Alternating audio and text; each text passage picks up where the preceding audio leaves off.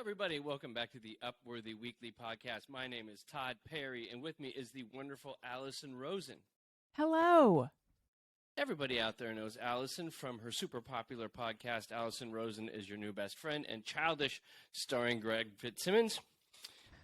And my name is Todd Perry, podcasting under duress right now, as right before we were getting ready to record, there's some buggy stuff happening in my studio, so I had to quickly run over to the office, and so here we are. So the audio may be a little different on this show, but bear with me. Just bear with me. Just pretend that weird echo isn't happening. But Alison, how are you doing? Because you seem like you're the picture of good health and big energy today. Well, Todd, the worse things get for you, the better they get for me. And it's not just coincidence. When you suffer, I thrive. That's the relationship we have. We're inversely proportional. So I'm doing great. I could not be better. And I'm going to knock it out of the park. I want someone to do a statistical regression, if that's even the term of it, of every time we rate our weeks, if I get a 1.5, you get a 3.5. It always adds up to 5. If you get a 5, yes. I get a 0. Yes. Right. Yes, K, it's a constant. Although I do feel like there was one week where I remember I said, we're twinsies. Maybe we both had a 2.5 or something. It must have been, because there's no way we were both up at the same time. Yeah, I remember when you had COVID, I was flying high. Mm-hmm. Oh, no, wait, we had COVID simultaneously. We did? We did. Well, yeah, because you were talking about how you were getting over it, and then I was yes. I don't have it. And then you told me, you looked at me. I said, you have it. Yeah. Yeah. And then you said, as it turns out, I do. And I said, I'm not one of those people who's going to be well, it brings me no small amount of joy to be right. I was it brings me a ton of joy that I'm right. I sound evil. By the way, I posted an Instagram story where I listed what was my thesis? It was I know. There was a screen cap of me looking so I looked so elated to be listening to you telling a story. And I was look how happy I am talking to Todd. This is unusual for all the following reasons. And I listed all 5 ways that you're wrong, which are the basic 5, the starter pack of ways you're wrong. And then someone wrote in to say I left one out, which is that you're wrong about Dave Grohl. Now, I don't know how I feel about your opinion about Dave Grohl, but this listener wanted you to know that she feels wrong. Todd Perry, wrong on Grohl, brought to you by, this listener. Okay, well, I mildly mentioned that Dave Grohl got on my nerves on a previous episode, and I realized it was an inappropriate time for me to go hard on that opinion, given the man had suffered a recent loss. So I took it easy. Under that circumstance, okay? So it still ruffled some feathers. I got some people hit me up on Twitter about that. Oh, really? Yeah, people were... I think 99% of everybody likes Dave Grohl, and I'm the one person that gets kind of annoyed by him. But we're not going to get into that. Listen to a previous show. But you know what? I still stand on that. But also, my heart is with Dave, given all of his troubles. Mm-hmm. But I also think that you were happy on that show, and you looked just so happy, because I was talking about how I was living in an Airbnb because my house had flooded, and I was in survival mode, and again, I just said, Todd, why are you adjusting stuff in the bedroom? I'll tell you why. Because my kid had to sleep here because his room was covered with mold. Okay, I'm not happy that your child is inconvenienced. That doesn't make me happy. You sent me a video of your son. You guys had to rehome a mouse that you found in your garage, which I think, as much as I like to trumpet all over town the fact that you're a horrible person, you found a mouse in your garage and you took it out to a field and you set it free, which I think is a beautiful thing that is probably not going to go well for the mouse statistically, but still. And your son was so sad and he was crying and he was like, goodbye, Mousy. And it was heartbreaking. I mean, we're talking Old Yeller, Sisterhood of the Traveling Pants, which for anyone, warning, Sisterhood of the Traveling Pants is a tear jerker. They don't tell you that. If you're thinking of renting that, This podcast came out in 1995. If you're thinking of going to Blockbuster and renting Sisterhood of the Traveling Pants, it is a tearjerker. I'm telling you. Anyway, this this video you sent me was so sad. And I don't want your son to be sad. But if you're sad, Todd, I'm fine with that. Oh, okay. Well, here's the deal. Apropos of nothing, you brought up the me letting the mouse go story. Yeah. Later in this week, when we talk about whether we're better people or not, mice come up again. Oh no. Okay. Well, I look forward to that. So on this week's show, we're going to go over some of the most popular and engaging stories from the week of September 26th to 30th, 2022 on Upworthy. And on today's show, we've got a controversial kid's birthday gift, a woman who got back at her fiancé after being left in the altar, hilarious Yelp reviews, and much, much more. Alison, what do you got? All right. So Backstreet Boys member AJ McLean posted a back-to-school photo of his two daughters, and fans noticed that one of his daughters had apparently changed her name. Her name used to be Ava, and now in the photo she is labeled as Elliot, which is my son's name.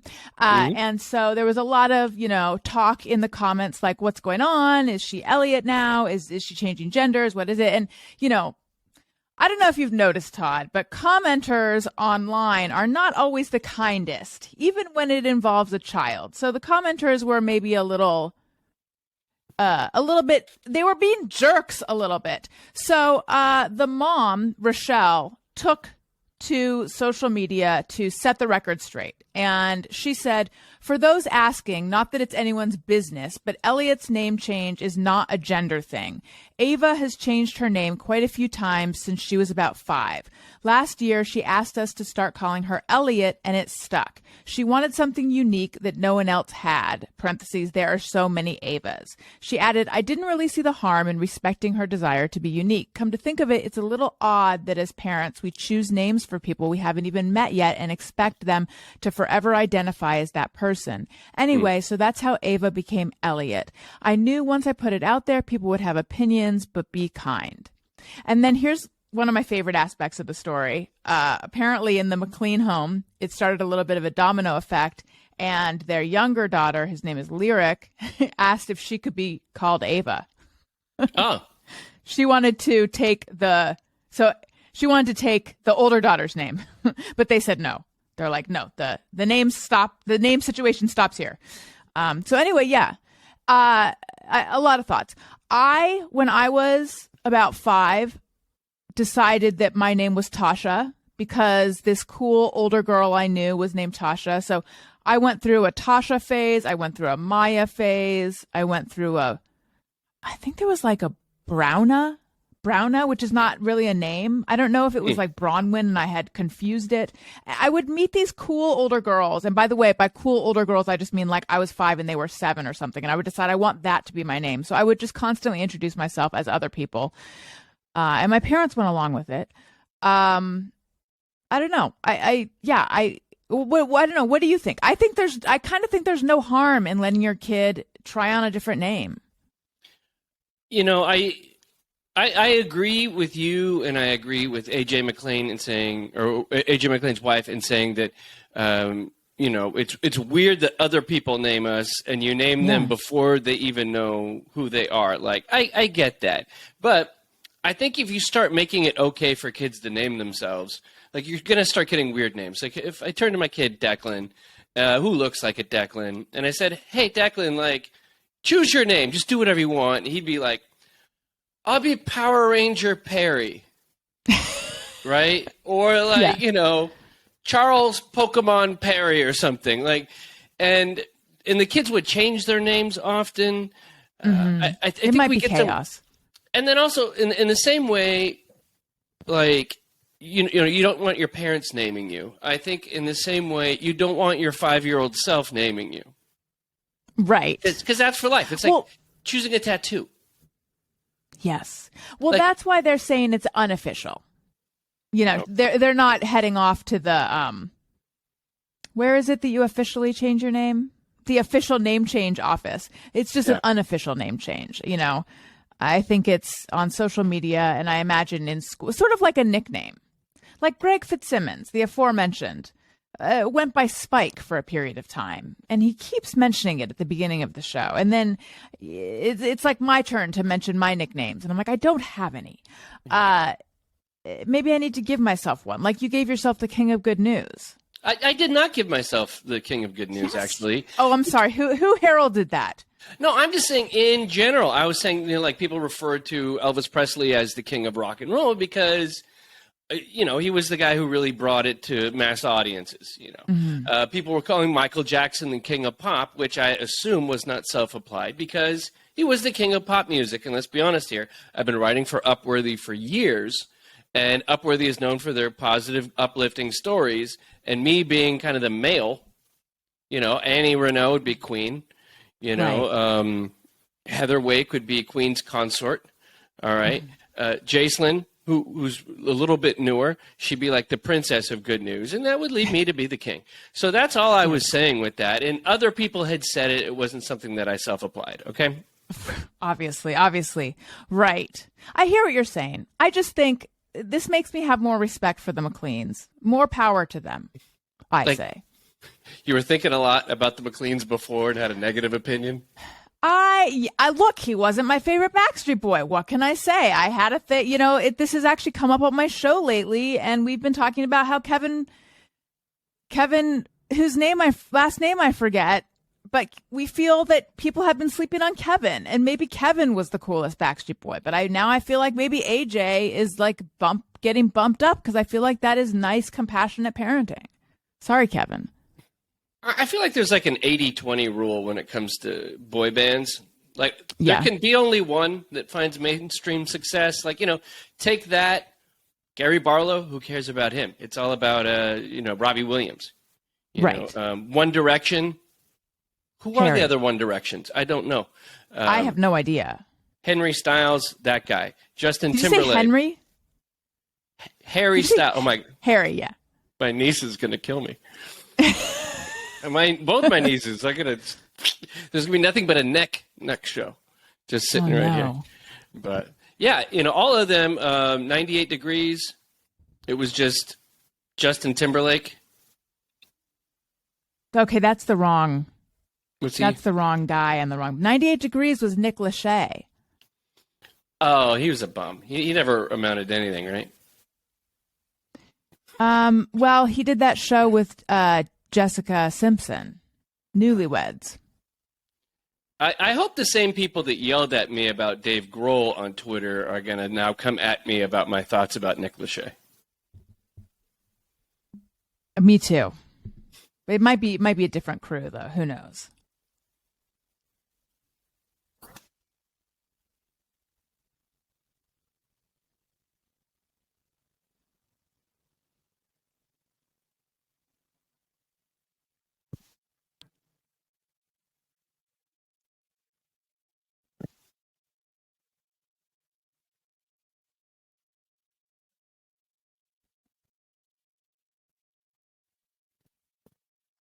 Woman gifts a bottle of champagne for a 1-year-old's birthday. Sparks a heated discussion. Not necessarily a good news story, but I am the king of good news reading a story. We do. Hence, transitive property of your good news monarchy. It turns into good news. If it comes from this soup cooler, it's good news regardless. Right. And so, there's a woman who gifted a bottle All right, so let's get to the audio here. There's a woman who happened to be from Australia, and she is a podcaster, and she went on TikTok because en route to a birthday party for a 1-year-old, she decided, screw the gift for the 1-year-old. I'm bringing some champagne. So let's hear it. Let's decide whether this was okay.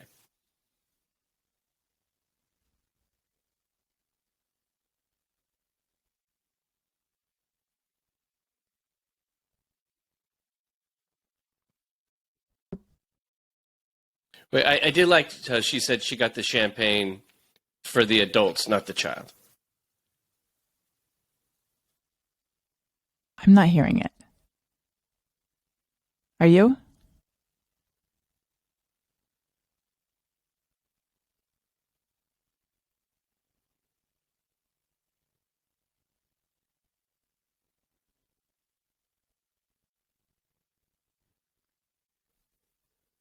Alison Rosen, what's your take on this? Let's say for one of your kids, for Elliot or Owen, somebody shows up at the first birthday party with a bottle of champs instead of what that cute giraffe toy that everybody gets for a 1-year-old. What do you say? Okay, real fast.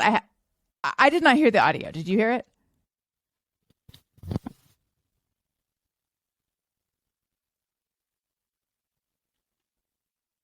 I would really love to know other people's thoughts on this, but I'm on my way to a first birthday party and I actually got the parents a bottle of champagne instead of the child. So in the child's lifetime so far, he's 12 months old, I've gotten him a baby shower present, a being born present, and I only thought it was fair to give their parents a present to celebrate the first year that they survived as parents. And furthermore to that, the child is not actually going to remember their first birthday party, and there are around 50 other people going who I'm assuming are all going to buy the kids presents. So do you think it's fair for a first birthday party to buy the parents a present in place of the child? Yeah. But here's the thing. I feel like buy a little something for the kid and then also buy something for the parents if you're going to do that, because I do think it raises the question of like, where's the gift for the kid? Although the kid is not even going to notice. But I do think the kid's first birthday is actually more meaningful and significant for the parents who are thinking about where they were exactly 1 year ago. I remember my mom got me like a bouquet or a plant or something. And she said something in front of Daniel, though, something to the effect of like, it's really much more about the mom.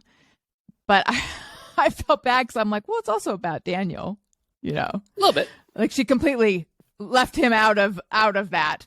But yeah, no, I think this is right. I mean, it's really like an anniversary of you giving birth to this baby exactly 1 year ago. Yeah. So is there a small thought you might have in your brain if the Australian woman shows up with just a bottle of champagne and you're like, she forgot a gift and last minute went into a refrigerator and grabbed a bottle of champagne? Yeah, I feel like she needs to explain. She would need to explain her thinking. Yes, actually I would. Even if she explained it, I'd be like, "What?" And I think I would. You're right. And especially the Australians are known for their drinking, correct? Sure. Are they?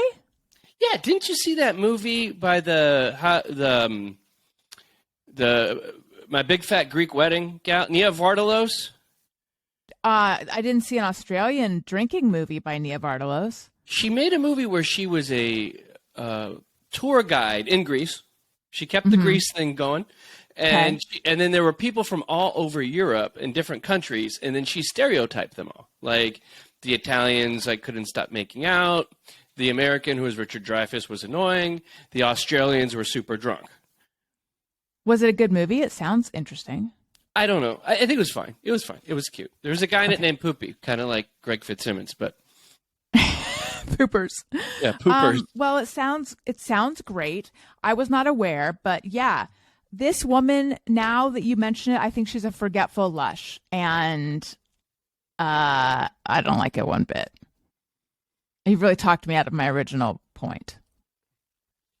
See, here's the great thing about bottles of champagne is that, like, champagne, no one's going to judge you if you're drinking early if it's champagne, right? Like, if you're cracking a Bud Light at 9 in the morning, 9:30, people are going to judge you, right? But if you have a bottle of champagne, even if it's cheap champagne, even if it's sparkling white wine, totally fine because you're having brunch.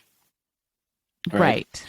If you put orange juice into beer, into your Miller Lite, you're having a brass monkey. Not kind of frowned upon early in the morning, but in champagne, it's a mimosa. There you go. Yeah. Are you able to like drink in the day and then carry on with your day? I never could.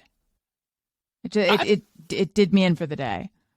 I've kind of figured out how to navigate that, how to do it. And I mean, obviously, if you nap, That's a way to do it. Right. You got to take a break, is what you got to do. Mm-hmm. You know, you stop at 1:30, and then at like 4, when you're getting ready for dinner, you have another drink, and then maybe 2 more after that, and you just kind of layer those out. And then the alcohol doesn't have a going down effect; it has a going up effect on the backside. Interesting. Good tips. Upworthy Weekly. Upworthy Weekly. Todd, are you familiar with these dramatic readings of Yelp reviews? They are hilarious. And by the way, I place so much importance on Yelp reviews. Oh. I have been like on the receiving end of companies trying to get like dishonest Yelp reviews out of me. And by that what I mean is I have been offered discounts in exchange for good Yelp reviews and things like that, which I feel like I feel like that goes on all the time. Like you'll go to a place and they'll have a placard, which is like, if you in exchange, you can have, a discount for a Yelp review, which is like, oh, so when you go to these places that have, 3,000 5-star reviews or something, you can't really trust it. But at the same time, if I'm checking out a new business and I go and they have something negative on Yelp, it totally dissuades me. I'm aware that it's not entirely trustworthy, and yet I place so much importance on it. Anyway, some years ago, these dramatic reenactments by actors of Yelp reviews went viral, and then they're kind of going viral again. And we have the audio from some of them, and it is hilarious. Okay, here's the first one.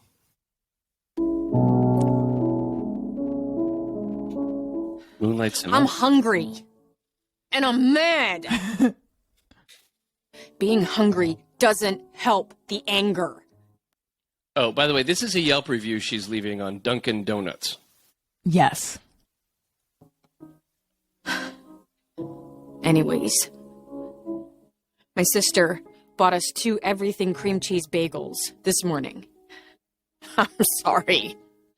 Why am I paying half/more price for basically toasted bagel? It basically looked like they thinly smeared a little bit of cream cheese on one side of the bagel with a finger. Is there some shortage of cream cheese I don't know about? What the H? Actually, I'm sorry, I don't mean to break it up, but there was a cream cheese shortage that was happening, I don't know, 3 months ago when you couldn't get anything. Sure. You couldn't get baby So there formula. really was. Yeah, it actually was a cream cheese shortage. Yeah. Well, there you go. I've never seen a DD do this. If I wanted to eat healthier and watch my fat consumption, I wouldn't be in a Dunkin' Donuts in the first place. DD shouldn't make that decision for me anyways.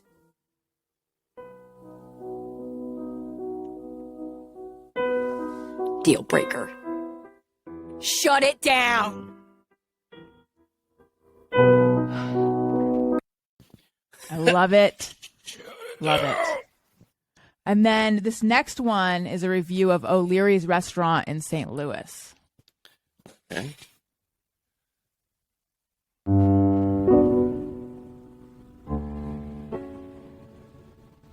Oh, wait, real quick. That music, that's the same music.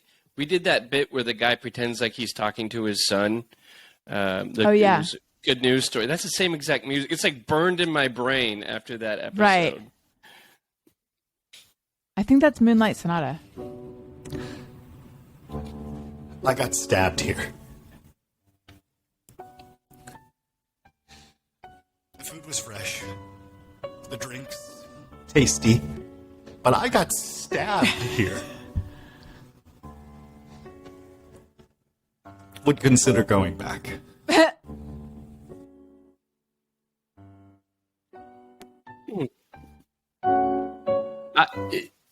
Funny enough, Wow. I've been robbed at a Mexican food place in Long Beach. I'll call it out, La Revancha on Anaheim. And I was robbed there. I left a bass guitar in the back trunk of my car, and I went in to get a burrito, and I went back, and my bass guitar was gone, and this was brand new. My then girlfriend, now wife, had just bought it for me for my birthday, and so obviously she hated me for it. But the thing was, the burritos are so good at this place that like the next week I went back there. I just made sure I like locked the car and didn't leave any instruments in it.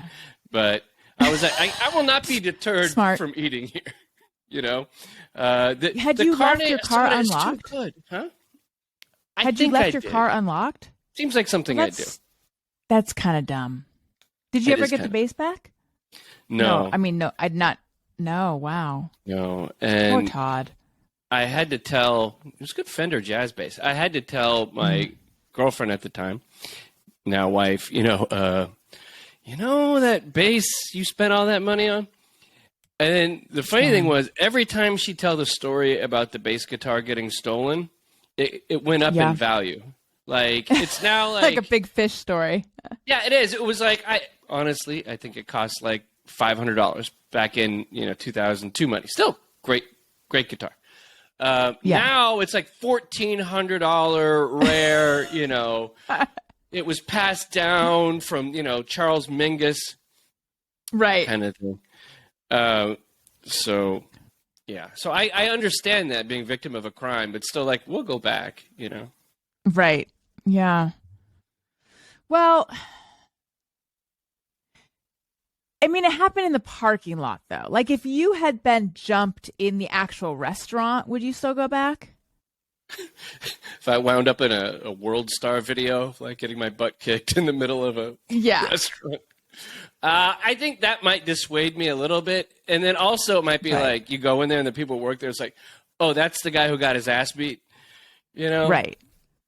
But then again, maybe you should get a discount. Like, I came back and I was talking to the guy that works there, and I was like, look, I'm going to be honest with you. Last time I was here, I was robbed. And then the guy just stared at me. Sometimes people give you big, dumb face, like just no reaction. Yes. It was like, last week, you might remember me, came in, got the asada, green sauce. I got robbed, and then the look back for all you people on Facebook was,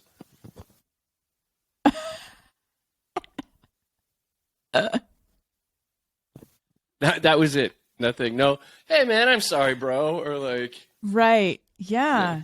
Big dumb face. Oh, that's such a good description of that. Yeah. Just. Have you ever had to really like just flame a restaurant? Just go full flame war, or any place on Yelp? Have you ever gone real negative? No. Yes. Well, no, not full flame war, but the place that tried to get me to give them a positive review in exchange for a discount in exchange for a positive review, I did leave that information in a review. Because so this was when I was doing IVF.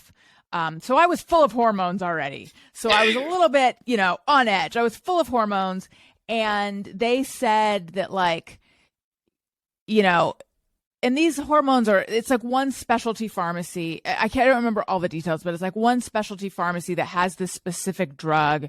And they said that they would give me, it was like these are expensive drugs, and it was like a considerable discount if I left a review and mentioned which person had helped me. So I like went on there and left the review, and then I had to call them and tell them that I had done this. So I like went on there, left the review, told them, and then they said that then there was going to be like some delay or something. So like it wasn't going to work out or something. I don't know. Like it was like super. I can't remember exactly what happened, but like basically I felt like it was fraudulent, their behavior. So I left a review, and I like wrote this whole long review, and then I'm like, this reads as hormonal and insane. And I just pared it down to like a few sentences. that was like, it was rational sounding by the end. And then I just left it at that. And then someone from the local news contacted me. Oh. Not local news, like news in Brooklyn contacted me and was like, we're doing a story on, businesses that are like, monkeying around with Yelp. Would you be interviewed for it? But I decided this is not what I want to be known for. So I didn't do it. But yeah, that was my one experience. That's the only Yelp review I've ever left. What about you? Well, I was going to ask, this was for your first child, right? For both. Okay, for both. But that was for Elliot, but I did IVF for both. Now, here's what you got to do. You got to go back and leave a review based on the kid they gave you. Right? I should review the clinic. Right. You'd be like, the kid didn't learn how to use the potty till 4.5. Right. Sometimes he's got some attitude issues. He was slightly jaundiced.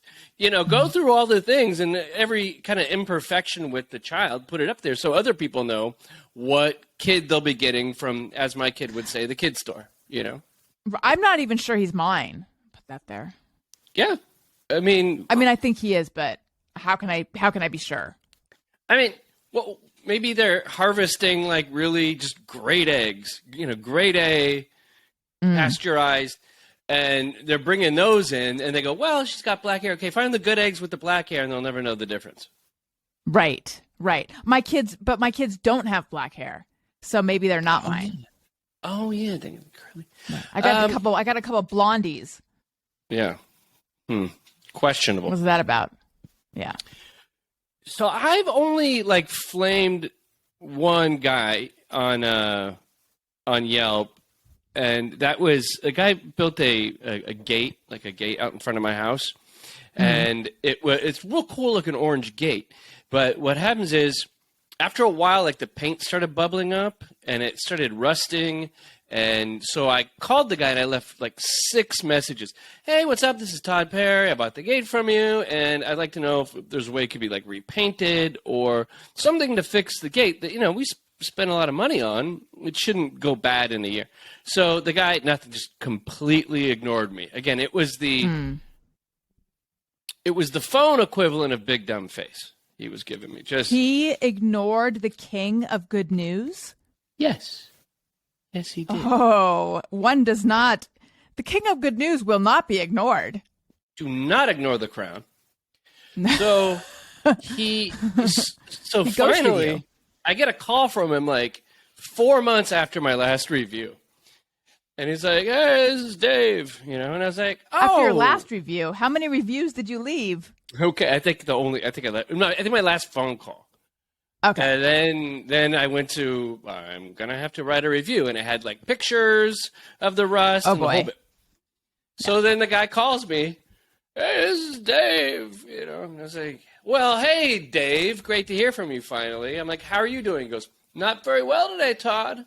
I'm like, why? He goes, because I read that review you wrote. And I was like, good.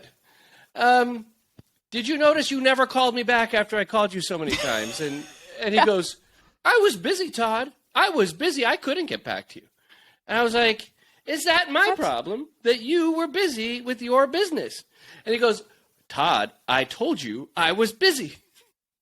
And so then I was like, is it my fault that you could not get back to me? But Todd, I told you. And he just kept saying there was no nuance. This is a frustrating conversation, yeah. It was. And and so I was like, we're running in circles, Dave. How do we make this right? And we came to an agreement, and he came out and he fixed it. And his son was working with him, and his son just mad dogged me and gave me hard looks the whole time. He just stared at me. Yeah, it was a bad scene. I should have wrote another review. Dave's nice, son, hard looks. Mm-hmm. Upworthy Weekly.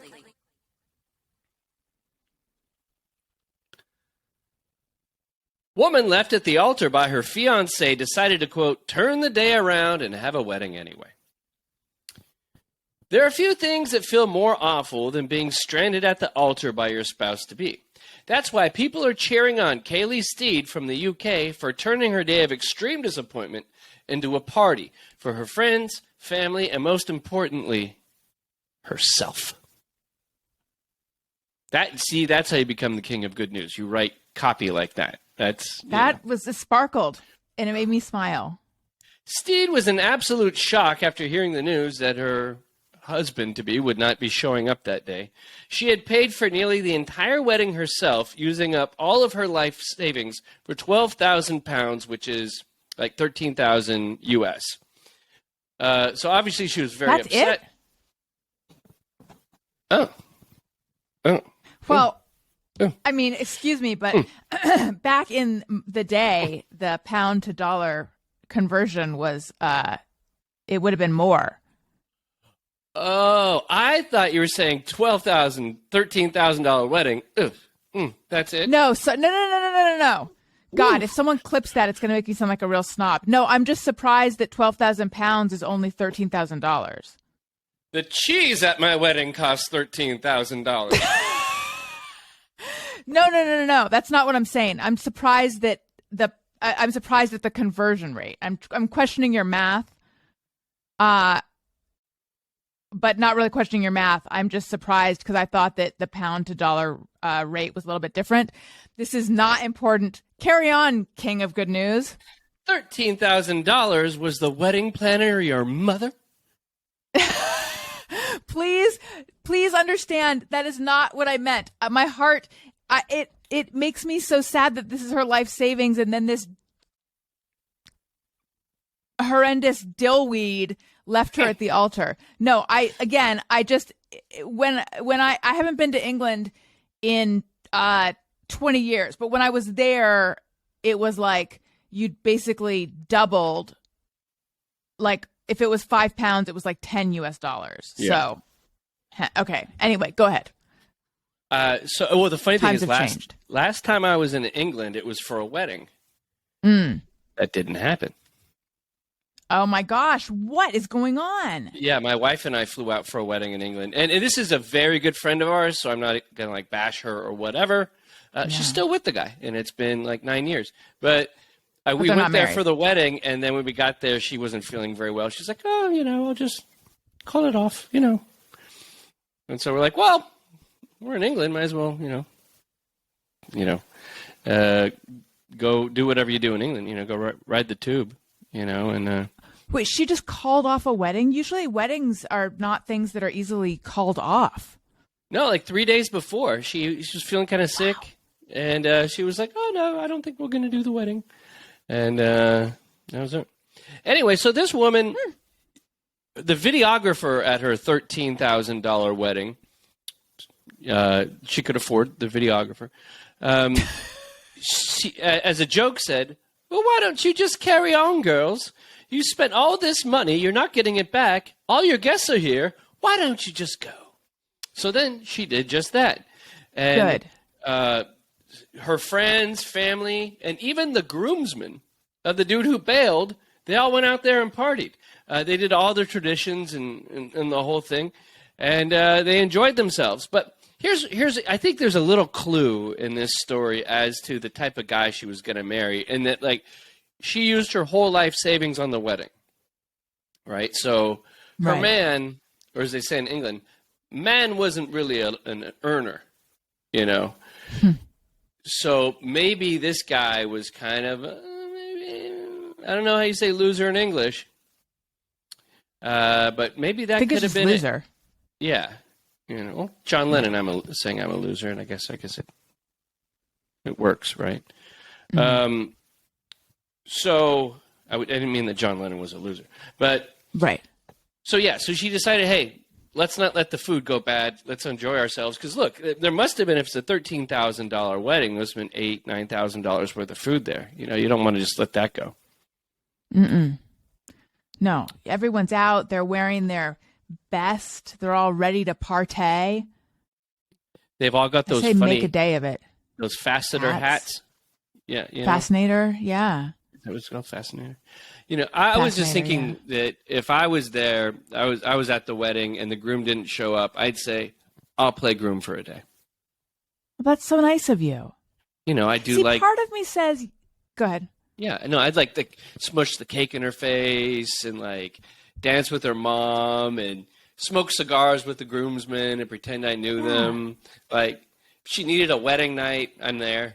That's so nice of you. Carry her over the threshold. Mm-hmm. Yeah.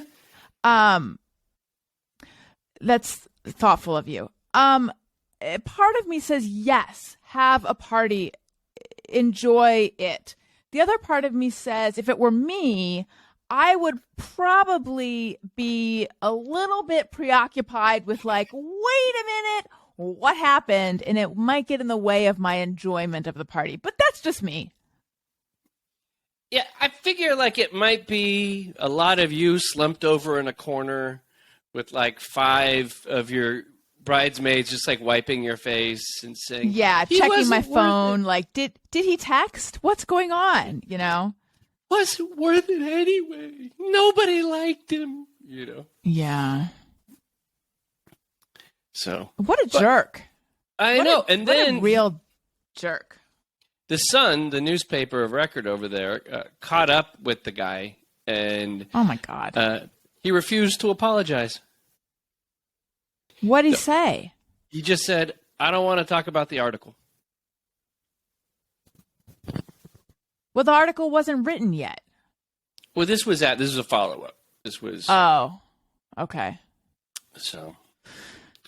I say it's great. You get out there, don't waste the food. You got a DJ, get out there, dance. And you know what? You're probably in shock anyway, and you're not going to really feel it till the next day later. At least have a good time with your friends and family. Yeah, I agree with that. But I think you're right. Like, what I want to know is there anyone who was stood up at the altar who was truly in shock? Like, I thought everything was going so well. I had no inkling and like, oh my God. Because, if you've seen that Sex and the City movie, and I don't know spoilers, but something like this happens, but it's like you kind of had a sense, like, it wasn't like everything was perfect. Yeah. And, I think sometimes people can be so excited about getting married and about the wedding that maybe the relationship takes a back seat. And maybe you don't realize the subtle clues, like he's saying, I don't want to marry you, or. Right. Yes. It's right. It's so subtle. You have to really be looking for it. Did you pay all of it or just make a deposit on it?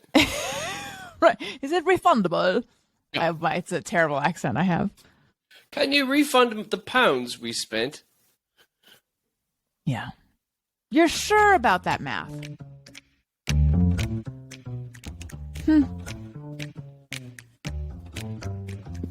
It's time to rate your week. Have something great happen this week that you just have to share with the world? Tell us about it by emailing us at upworthyweekly@upworthy.com. For those of you who are new listeners to the show, every week on the Upworthy Weekly podcast, we rate our weeks. And we say 1 to 5, whether it was great or whether it was bad. And then we say whether we learned things. So that's an invitation to you, the listener, to think on this Saturday morning as you're doing your dishes, as you're cleaning up the house, as you're having some champagne very early in the morning. How good was my week? How do I rate it? And then you can give us a call. And you can talk about it on the show. Alison, what's the phone number? 323-553-2331. Again, 323-553-2331. Now, when you call that number, you're going to hear someone say that you've reached the number for Alison Rosen as your new best friend. Don't be alarmed. It'll go to the correct place. We're a new show. We haven't gotten our stuff sorted out yet. So Alison Rosen, on a scale of 1 to 5, 1 being completely awful, 5 being transplendid, rate your week.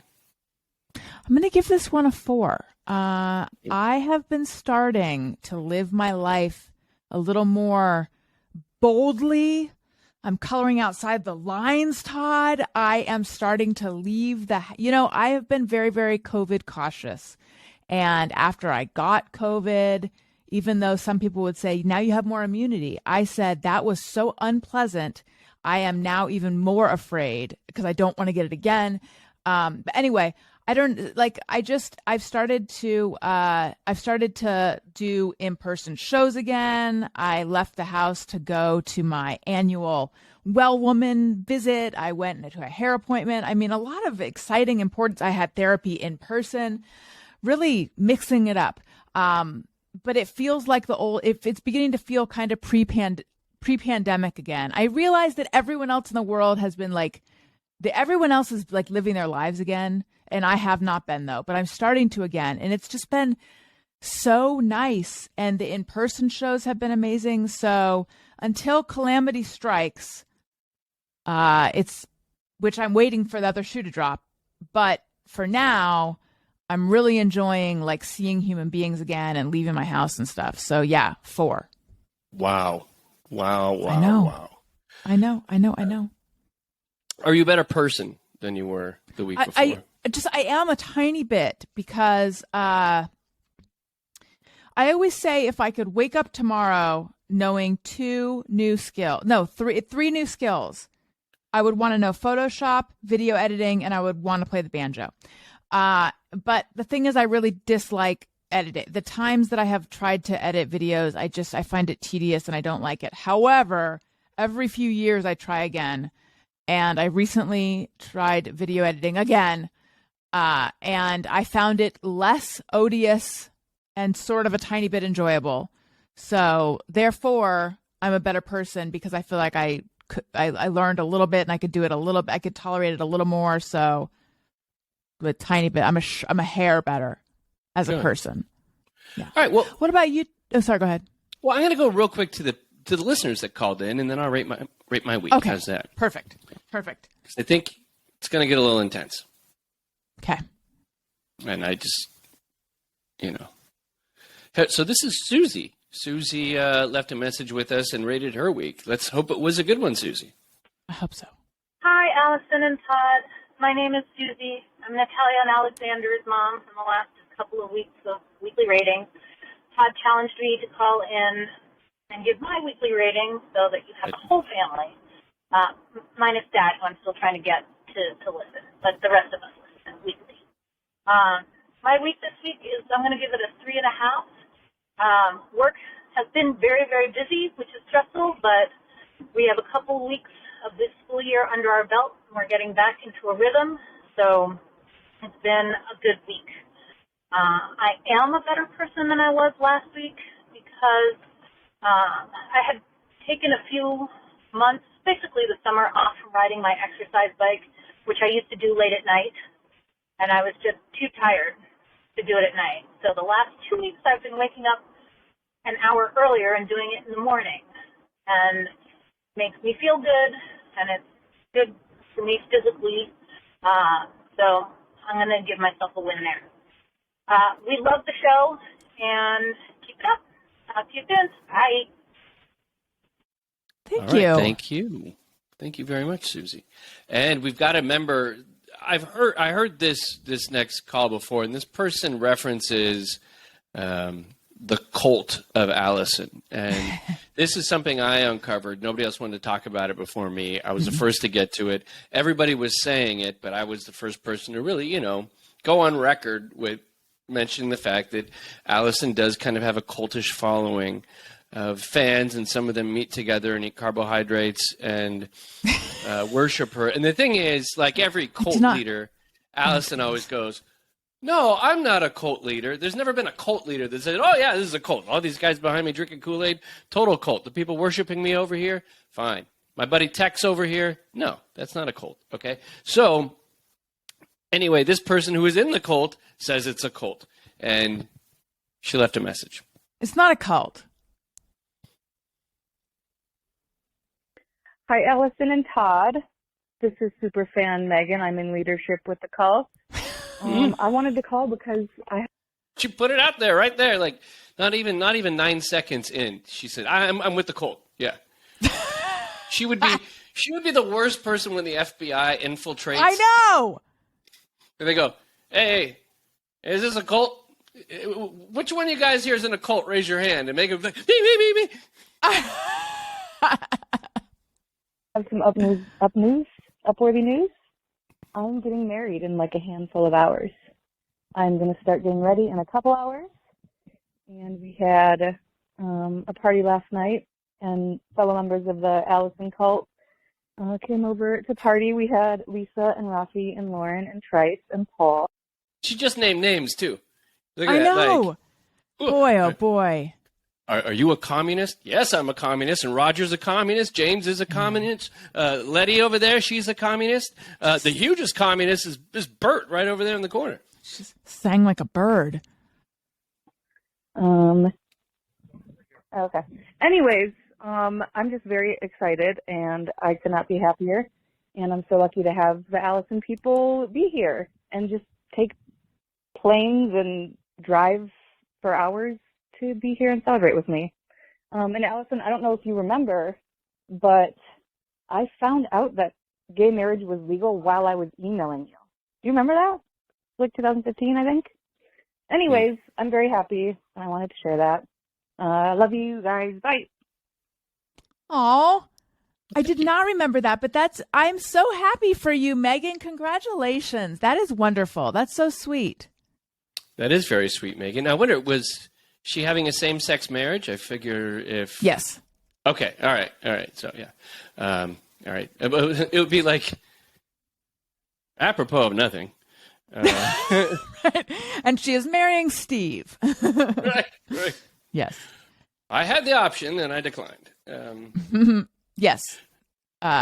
She has married a wonderful woman named Jess, and I am so happy for them. And may they name their first child Alison.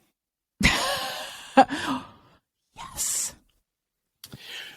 So I guess I rate my week now. Yes.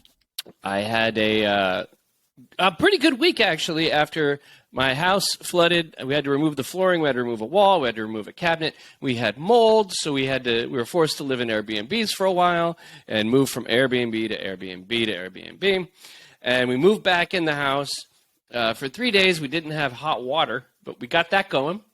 So, my wife and son and I were just kind of getting slowly out of survival mode and into thriving mode. I give this week a 3 because I'm being very grateful for everything I have, and because I went to go see a great band. I went to go see the Gorillas the other night. Oh, nice. At the Forum, and that was just a big, life-affirming, fun, good vibey show. And Damon Albarn's like the best front man. It was just a blast, and no attitude, and great crowd too. One of those, like, everybody was there to have a good time, and it was kind of funny because it was like Gorillas, like the fan base. It was like teenagers all the way to like people in their like 60-year-olds. So yeah, it was fun partying with people of lots of different ages and everything. It was cool. Nice. Are you a better person? Okay, I'm going to let you judge whether I'm a better person or not. Uh-oh. Which doesn't bode well for me. No, not really. So, as you're talking about at the beginning of this show, you set it up quite nicely. You did say that you didn't wish any harm upon my son because you saw how sad he was the time when I caught a mouse in my house, right, and then I let the mouse go. Mm-hmm. Because I love animals, and I never want to hurt an animal, even cats. I don't even want to hurt cats, okay? And so Thursday morning, my wife, she gets up a little bit before me, and she goes, "Oh, good news and bad news." I go, "What?" And she goes, "I caught a mouse. Or we caught a mouse. Bad news is it's alive." And so we've had traps in our house because we had mice come in and they like ate wiring in my house. Mm-hmm. And this is all while I've got my leak going. Like it was like, 10 plagues, It was Old Testament crap going on at my house. Yeah. So she goes, the mouse is in the garage. So I go and I look in a trap. Oh, so God. Ugh. The mouse, it's kind of like one of its, maybe like its hip is kind of caught in the trap, and it can't get out. And it's just kind of upsetting. Yes, it's squirming there. Oh. So then I go, well, what do I do? If I take the mouse to some undisclosed location and set it free, it's not going to last long. It's got a bum wheel. I looked down at it and I thought, well, it's in pain right now. The best thing to do is just to put it out of its misery, right? And this probably that's the most merciful, but geez. Every fiber in my being. I love animals. I have 2 tortoises. I have 2 dogs. I have a red-eared slider turtle, a betta fish, child, wife, lots of animals around me. Yeah. So then I looked around the garage and I was like, well, what's a suitable instrument to dispatch of this animal? And I looked, and right next to me there was a mallet. Oh, God, Todd. So I looked down at the poor SOB and I was just like, the good old fashioned, it's not true, but this is going to hurt me a lot more than it's going to hurt you. Mm-hmm. I mean, it might be true. And like Thor, gave him 1, still wiggling a bit. Oh, gosh. And then, but quickly, I was like, oh, is it dead? Is it dead? No, it's not dead. And then I just, and then boom, done. Maxwell Silverhammer. And I dispatched the mouse, and then I made damn sure that it was dead, and then I threw it out. So, Allison, you're making that look. Don't look like that. Don't look like that. Don't make me feel bad. Don't make me feel bad. I'm smiling now, but it's a fake smile. Okay, good. So, am I a better person for having ended the misery of this mouse, or was there a better way to do it? Okay, before I get to that. So, Exterminator comes later that day because he's checking all the traps. Found another one. It was head, fine. Clean shot. No pain. And he said, so I said, I'm trying to be like, I'm cool because he's an exterminator. This man has no heart, right? And I was like, yes, I know they don't. Look at my fake smile. I was like, we caught one. And he's like, oh, you want me to get it? I was like, no. Took it out myself. Mallet. Bam. 2 shots. Done. And then the guy goes, oh, dude. And I was like, what? He goes, he judged you? I got judged by the exterminator. This guy's got more blood on his hands. What were you supposed to do? Let it suffer? He goes, oh, what you do is you get a bucket, you fill it with water, and you dump it in there on the trap. And you drowned it. And I was like, I've heard of that, but is that better? What would you rather? Would you rather drown, like a weight on your thing, drop to the bottom of the ocean to drown? Or would you rather just be like, boom, smashed? I would think boom, smash is faster. Like with an anvil, just don't. Yeah. So yeah, I got judged by the exterminator, which then made me feel bad. So, Alison Rosen, I'm going to let you be the jury, judge, and executioner. I'll be the executioner. You be the jury and the judge on this one. Am I a worse person? I think that you were trying to be merciful. I think you tried to Old Yeller the little guy. I haven't seen Old Yeller, but my understanding is it's a mercy thing, right? I think you were trying to put it out of its misery. Yeah. Thank you. It's upsetting. I know. Here's the thing. Listen, we need to take this up with Orkin or whoever makes these traps. If you're going to be in the trap business, how about you make some that do a humane, a quick, clean, none of this, it just maims them thing. Just boom. Just do it fast if it's going to do it, please. And that's what the electric ones, they get in there and it's done. Ugh. It's upsetting. Upworthy Weekly, the best of humanity. But here's the thing. Humanity is, a spectrum. Messy? Yeah, it's messy being human. Yeah. And we have to confront things. Sometimes we have to kill.